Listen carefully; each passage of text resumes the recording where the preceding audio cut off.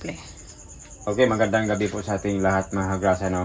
So sa ngayon ay meron tayong isang Honda XR150L. So bali, ang problema nito ay yun po, habang tumatakbo siya ay bigla lang po siyang mamatay, tapos mayroon namang panahon na okay lang po siya. So dinala dito sa atin ng ating customer kasi yun po, sabi daw niya ay nadala na po niya ng ibang shop, tapos yun po, hindi po na lutas ang problema. So ito po ang kanyang problema, no? Habang iwan natin siya, pagpanda rin, ayun po, noon po siya, hindi naman siya namatay itong kanyang ilaw dito sa neutral. Tapos pagpanda rin siya, yan, minsan namandar siya. Yan, namandar siya pag mag-ilaw ang kanyang signal. Pero pag hindi mag-ilaw ang kanyang signal, pag mamatay ang kanyang signal, yan, pag mapatay ang kanyang signal, patay po ang andar niya. Signal natin, pag yan, patay ang andar. So pag mag-signal naman siya, yan, pag mag-signal naman siya, andar na po. So hindi po siya namamatay ang kanyang neutral indicator. Yan dito, hindi po namamatay ang neutral light indicator. So pag manunungin siya, yan, patay po siya. Hindi siya mandar. Pero pag galaw-galawin mo kanyang galawin mo yung kanyang manubila, pag magsignala po siya ay umandar na siya. So yan, patay. Yan, patay. Tapos hindi lang po siya namatay ang kanyang ilaw sa neutral light indicator. So ito po ay troubleshoot natin ito kung ano ba kanyang problema. So kadalasan dito ay mayroong putol sa kanyang accessories wire dito sa kanyang bandang liig dito banda patungo dito sa kanyang CDI. So baklasin ko muna ito ang kanyang cover bukas, tapos yun po, tingnan natin kung anong kanyang pinaka problema kasi ngayon malalim na ang gabi, grasa. So bukas na po ito, a few moments later. So yun, ito na po mga grasa, no, na baklasan na po siya natin ang cover.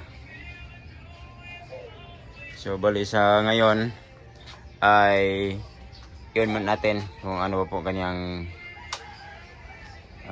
sitwasyon.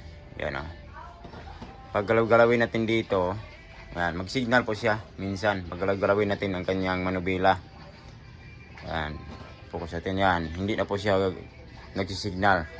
Pag galawin mo siya ng konti, yan, nagsignal po siya. So yan, dito galaw-galawin natin kung dito sa so ditong bandang ito ang ating lalaslasin. Tingnan natin dito kasi kadalasan dito po. So galaw-galawin natin para ma-prove natin kung patay ba ang kanyang signal or mag-steady naman po siya. So yan, galaw-galawin natin. Yan, patay po siya, oh.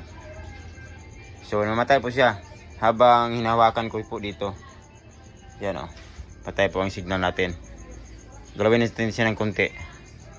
Yan, babalik naman. So ibig sabihin, dito po yung problema.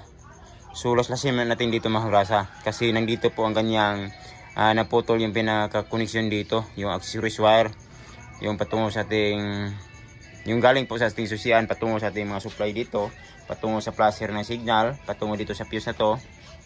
Ito yun, may kulay na black red dito, at dito po may kulay na black, at dito naman sa kanyang CDI.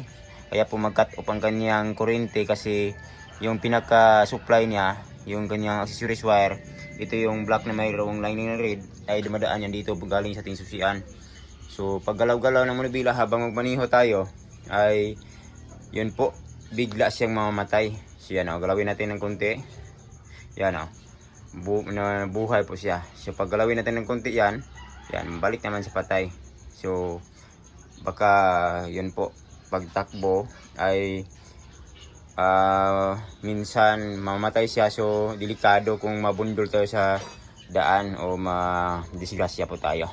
Yan, galaw-galawin natin ng konti, yan, mabalik siya. So yun po, laslasin natin dito para makita natin kung ano ang pinaka problema niya.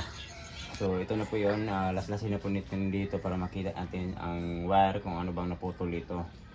So Yung wire pong naputol dito ay yung galing sa CR, yung accessories wire. So laslasin natin dito. Dalawang paraan po dito, either mag-jumper po tayo ng wire, maglagay tayo ng bagong wire, or laslas tayo dito. So sa ganito po ay maglaslas lang po ako kasi marami pong nag-malfunction dito. Signal, yung busina, at yung sandar po. Yan. So tingnan natin dito, ating hugot-hugutin.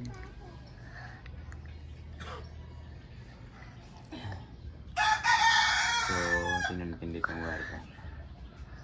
Yan, ito pong wire na isa ay putol po siya.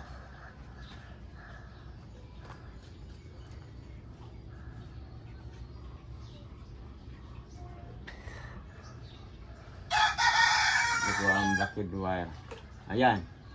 Nakikita nyo, maputol siya dito. Yan o. Ayan, putol siya dito. Yung blackwood wire. So dito sa bandang ibabaw ay okay lang ang kanyang insulator ng wire. So dito sa ilalim, wala na, putol na. Kaya pag ganun, pag galaw-galaw natin sa kanyang manubila, ay magkaroon ng contact dito sa ilalim at minsan magkaroon ng loose contact. Ayan. Ito rin, series wire ito. So ito rin, series wire rin ito. Ayan, ito lang po naputol. So i-connect natin itong wire na to, atin itong dagdagan ng wire.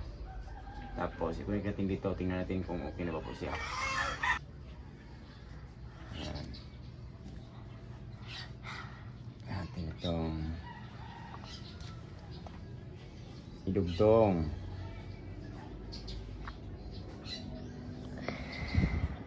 Tapos paabot natin dito.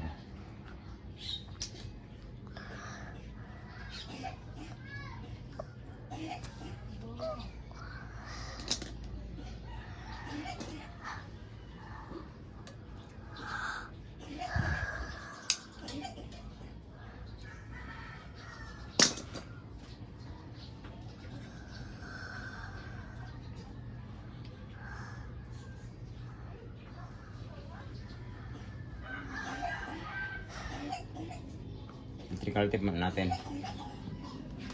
Tapos. So ito na po yun, oh, lapit. So ito na po yun, natapos na po natin siya nadagtungan ng wire. So try natin, subukan natin kung okay na ba po siya. Try natin yun. Try natin ng galaw-galawin.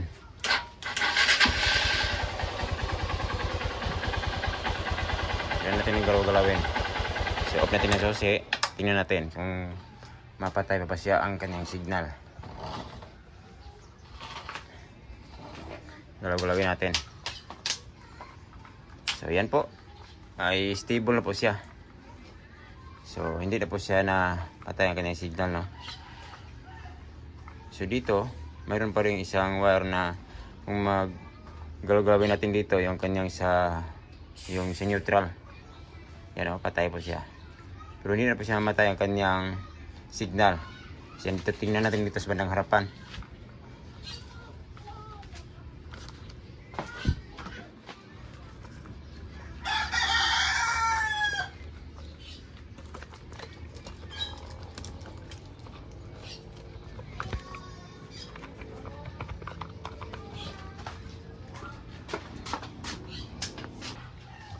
So ito rin ang dahilan kung bakit na patay ang ating signal.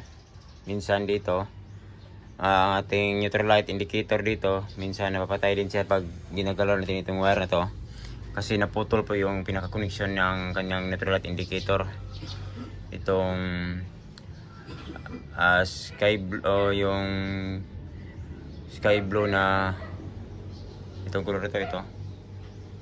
Yung mayroong lining na red. Dito yan patungo dito sa ating neutral light indicator switch. So at ito rin ang accessories wire na naputol din. So itong black na mayroong red na mayroong lining na black patungo sa ating susian. Yan dito. Tinatanggal ko siya para makapag electrical tape tayo ng maayos dito. So ito rin may putol din. Itong black na mayroong lining na brown. So accessories wire po siya. Galing ito ng ating fuse dito. Yan o. So yan. Patungo ito sa mga supply ng ating busina. Yung ating yung sa ating stoplight. Yan po. So electrical tape natin mga kagrasa. I-fix muna natin tapos subukan natin. So ito na po yun mga kagrasa, natapos na po natin siya na connection. So subukan natin. So yan. Galawin natin dito. So yan, hindi na po siya na matay ang kanyang neutral. Tapos pag i-signal natin, yan, stable na po siya. Hindi na po siya namamatay ang kanyang signal. Habang galawin natin ang kanyang manubila. Yan. So hindi na po siya namamatay. So pagpanda rin natin siya, okay na po siya. Kahit galaw-galawin pa natin, hindi na po siya na patay ang kanyang andar. Kasi pag kanina, pag mamatay ang kanyang signal, ay patay din ang kanyang andar. Yan, hindi na po. So, okay na. So, yan lang po ang gagawin mga kagrasa, no? Dito lang po ang kanyang problema sa kabandang pinaka-harness dito sa kanyang liig. So, yan lang po. Thanks for watching. Greg Chan po mga kagrasa. Alright.